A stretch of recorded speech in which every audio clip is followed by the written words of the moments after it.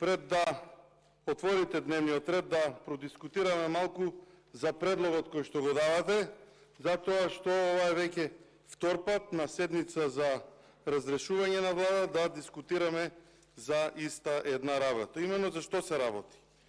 Согласно предлог дневниот ред кој што сакате да го предложите, и затоа побарав процедурално, а не се јавив како за точка на дневен ред за која што ќе го искористам правото и дополнително, врз основа на член 221, ставовите 1, 2, 3 и 4, а нешто за што сум дискутирал на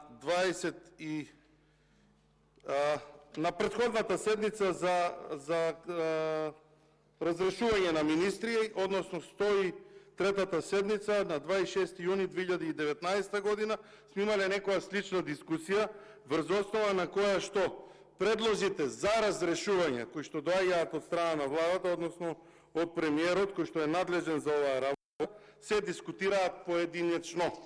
Вие ги ставате во една заедничка точка, а процедурата согласно деловник е различна, затоа што ова е поименично, односно поединечно отварање на постапки, и затоа се збори за секој член поединечно. Зошто го зборувам ова? Затоа што членот 221 став 3, став 2 да почнам предлог за разрешување на член на влада, собранието одлучува на првата наредна седница. Вие тоа го направивте. Став 3. По предлогот за разрешување на член на влада се отвара претрес. Значи се вика членови на влада, туку член на влада. Став 4. Членот на влада за кого е поднесен предлогот за разрешување може да се изјаснува по предлогот во трајање од 15 минути. Еве сега хипотетички, доколку се тука тие членови на влада, дали на еден предлог за разрешување кој што ќе го прочита премиерот, тројцата ќе се обратат заедно.